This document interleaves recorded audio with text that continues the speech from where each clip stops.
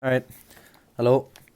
Um, I'm a young 20-year-old boy from Ireland, and this is my cancer story. I think I've grown and I've definitely had enough experience to have an opinion on cancer and talk about my experience. So, in this video, I said I think I try and make an overview. I think what I'm going to try and do is like just give an overview, hopefully in under like 20 minutes or something, um, and then make episodes of the breakdowns of all my situations, and hopefully I can help a few people through a few things, because like it's not just going through the cancer, it's getting over it, and then there's like mental health and all that afterwards, which I will be talking about at some point. But I think today I try and give you um, an overview of the story and try and help you. But I didn't want to just talk about this, I think later on I kind of want to be doing, I don't know, playing a game or something while I'm talking, because now I'm just nervous and I'm fucking probably going to mess up a lot. But anyway, so I said I'm 20 years old, I'm from Ireland, and about in 2016, 4 years ago, I got diagnosed with aggressive cancer called rhabdomyosarcoma. Um, it was very aggressive. It started off very small. It was in my right testicle, I think. I'm not going to check now, but I think it was. And started off a tiny, tiny tumour, but after a while it started getting bigger and bigger and bigger. And I had been going to the doctor, but they they always thought it was an infection. They never thought it was anything bad. But eventually, we got a second opinion, and um, he said it was cancer. Before he told us that, I had to get a surgery. He had to like check the thing. At this stage, the tumor was about the size of an apple. You could see it through my pants. That's how bad it was. And yeah, he said what the story was. You had to check, get it. I had to get surgery so he could check it, send it to a lab, whatever. First time getting surgery was in the Mater Hospital in Mahon. Jesus Christ, I didn't even care that this could like kill me. I did not want to get knocked out. I never had anesthetic before, but now going through it, it was hilarious. It was a really nice experience. So I was never scared. If I thought I had to get surgery again, I didn't really mind. Yeah, so that was that. They checked it. So I didn't think I had it. I thought it was just an infection, because that's what we've been told for the past like 4 months, and that's bad because you know that it spread a lot. So then I remember I was on holiday, kind of just in the west of Cork, and yeah, in the west of Cork, it's a very nice place, sunny. I still remember the day we got the call back. Thought it was up. Yeah, we didn't have it because I thought they'd tell us over the phone, but they didn't. Came up and he said what it was, and the next day I had to get surgery to completely remove it. Now, that I kind of cared about. I can't believe I have to lose a ball. No, I don't really think about it. It's not that big of a deal, but like back then it was scary, and I had to get it removed. Again, anesthetic, great crack. You know yourself. Had to stay a night in hospital. Lost the ball. But yeah, I didn't. It didn't really. It wasn't that bad. It was until we had to. It was until we had to start discussing treatment. This is when I knew everything was going to get bad.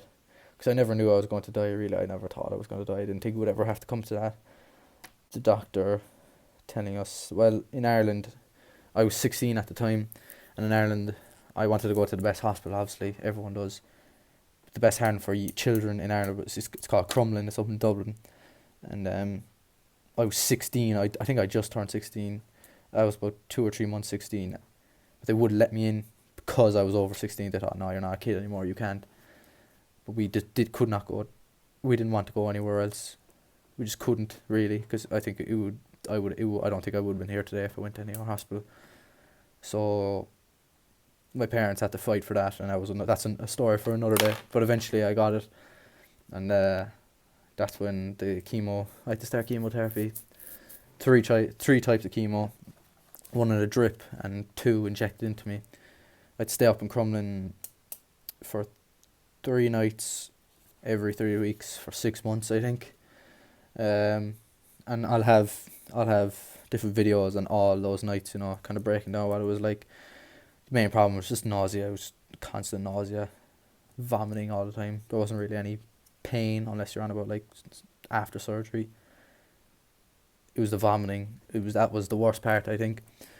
But yeah, and I'll give videos on that. I still remember my first day going in.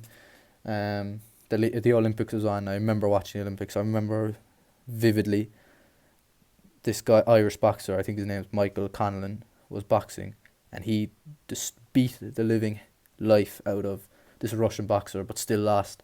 I remember they were telling me they could have literally told me, here, you're going to die there in a few days, and I just didn't care. I was outraged. I screamed. I couldn't believe he lost, because I was obviously he was Irish and we wanted him to win.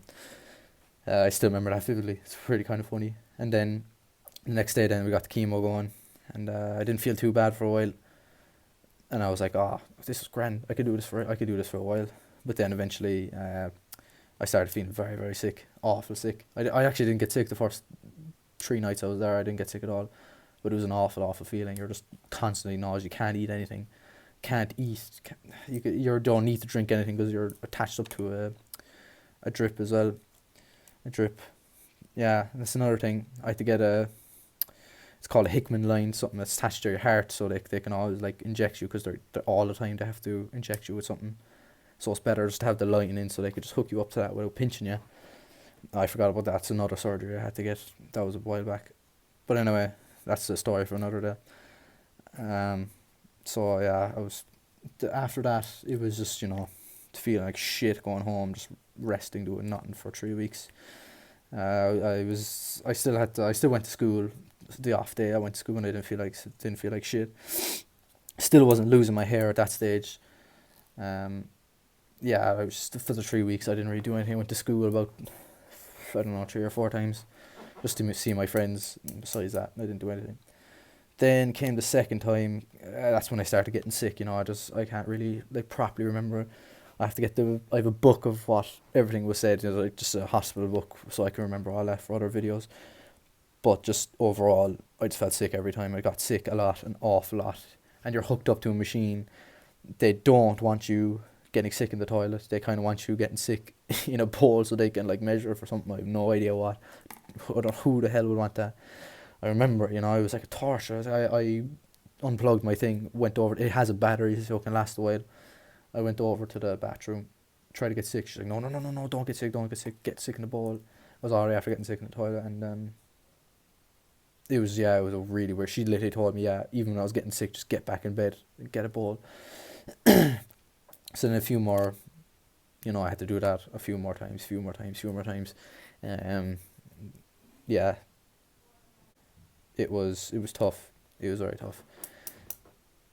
So yeah, I had to do that for a while, in and out, feeling like shit, vomiting, all that. Every Wednesday I had to get my cannula. I think it's called cannula. Is that a Hickman line? I had to get that checked, cleaned out. But then, so yeah, I went in and out getting sick, whatever. But I always knew I had to get radiation. You see, if they had caught my cancer early, I wouldn't have to get radiation. But because some stupid doctor just would not diagnose me, like, he wouldn't give me surgery or anything. Because of that, I had to get radiation as well. So after about, I don't know how many actually chemo sessions I had, but after like I'd say half, I got radiation for 6 weeks in St. Luke's in Dublin. Now, this radiation, you don't feel as sick as the chemo, but you have to stay I live in Cork. It's a 2-hour train journey up, so there's no way I could just, because I literally had to lie down. It does something, I don't know, it gives you radiation. It only takes 15 minutes, but I couldn't like go up on a train, get it done, come back down every day. It wasn't money, it was just tiring. You're already tired from the chemo and the radiation, and it was absolutely awful. I said I had to say literally so long to my friends. I had to tell them, look, I'm gone, I can't stay for 6 weeks. Well, like 6 weeks isn't that bad, So 6 weeks up in Dublin getting radiation, and it just knocks out of you. It's like hitting a wall, and it's awful. It's just really bad. You're hitting a wall, you're tired, can't do anything. I remember I got an iPad for my birthday, but then and I just literally sat down in bed all day on my iPad. I did nothing else. I couldn't do anything else. I couldn't eat, couldn't do anything. It was bad. And so eventually the radiation got done. Just couldn't believe it when it happened. It finished, like, you're like, I can't believe that's done. So yeah, the radiation, and that was done. I remember this vividly. This is the worst experience I've ever had. My cannula was actually dirty one day, but the nurses didn't know that. It was like an infection kind of thing in the cannula, so I wasn't sick or anything. It was in it. It was like dirt or whatever. I don't know what it is. To clean it out, they have to push like water up your thing to clear out your system as well. They pushed it in. They pushed in dirt into me. Or I don't know what dirt. I don't know. I don't know the fucking thing for it. They pushed up an infection into me, and it went, since it's attached to the heart, it went like all over my body just like that, and it nearly killed me basically. Like, I don't want to be dramatic. It literally nearly killed me. I remember just one day I was in bed in my room, and my temperature skyrocketed. I remember 110. I don't know. That could be wrong. 110's probably not. I think you probably cook if you're around 110. I don't know what it was. It was something way up, and I remember doing it. I just felt so tired, and I was like, oh my God, like, what the hell's going on? So we went into the Mercy Hospital now. This is in Cork, thank God. And went in. I literally, the children's things up at the very top, children cancer wards up at the very top. And I remember getting there, and I just collapsed. I was like, I can't, what's going on? They had to pick me up, and they threw me into the bed, and they eventually started getting me. They didn't know, that's the thing, they didn't know that the cannula started this, and they were still pumping stuff into me through the cannula, which is not good. But eventually, that night then, I remember I had full clothing on. I was shivering, like I was sweating and shivering. Now, obviously, like, your body knows something's wrong. But then after that, then the next day I didn't feel as bad. I felt better. But then I realised they were like, right, the cannula's the problem. You're going to have to get surgery to get it removed. And I was like, surgery again, like. So I went anyway, got the surgery to get it removed, came back. I remember I was so thirsty. Oh my God, I was so thirsty. I had these 3 tiny water bottles. I downed them all. And then I remember my consultant came in just talking. He's like, oh, how are you feeling and all that, and what's the plan? And I remember getting sick. All the water just came right back up. I remember the consultant she said she got a fright from it, and I was like, oh, I said, what is wrong with me? And so yeah, she said the plan was, like, because supposedly I was supposed to be in there for 2 days, or 2 nights, sorry. I was like, 2 nights is grand, yeah, I can do that. But then it turned out it was 10 days or a week. Was it 10 days? A week or 10 days. I'll figure that out eventually. It was a terrible experience. It was just you had to get something done every like 3 hours. You had to get put on a thing for 3 hours, or not as in every 3 hours. But then you were on it for like an hour, so you couldn't do anything. Yeah, that was that for 7 days, 10 days. It was just not nice. Just being in hospital, it was prolonging the chemo as well. I still had 3 more chemo sessions left, and I couldn't do them because I was stuck here, and I was like, oh, this is dragging on now, what do I do? And I knew I had to go through a lot more pain. The chemo was just the chemo was probably the worst part about it, of sickness, and eventually, it was actually nice. It was during the Christmas in Ireland. We have the Late Late Toy Show. It's a huge tradition in Ireland just to watch that, and everyone watches it. I remember watching the hospital. A few of my friends came over. There were nice days when my friends and my girlfriend came over. They were good days. They were really good days. But then there were days where you were just sitting there by yourself. Again, I was on my iPad, did nothing. Remember the day coming out then, I was like, yes, that's over now. It's another hurdle. But then going back and doing 3 more chemo sessions. During the radiation, they stop. I remember I said 3 chemo drugs. They stopped 3. They stop 1, and that's the one that really makes me sick. So during those chemos, it actually wasn't too bad. It was just a case that I had to get radiation, 1 hospital, drive back, get chemo, while I'm attached, kind of way. But I got over that. It was good because I didn't really feel as sick, but I still felt like shit. But I didn't get sick a lot because of that 1 drug. It was the last 3. Or it was the last 3 or 2 where it was awful. It was like going right back to the start where they're injecting that really poisonous one, and you're just getting sick, and you're getting sick, and you're getting sick. It was awful. It was absolutely horrendous. So then once that's done, that was it. That was the end of the journey. It was like 6 months, 7 months of pain, but I recovered.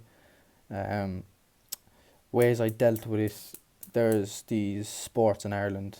It's called GA. Hurling and football got me through it. Hurling is a stick. I'll show you. I'll throw up a picture or something. It's a stick and a ball, and you just hit it off the wall. There's matches and all that, but the way to practice is off the wall. I just did that all the time. I remember in Crumlin they had an outdoor section, and before it took about an hour to get my stuff all set up. So I remember before everything, I was just whacking the ball off the wall. That's the way I kind of calmed before it. Afterwards, then I played games. I love playing video games. As I said, I'm hopefully to play more while I talk to you on this, so I have something to do.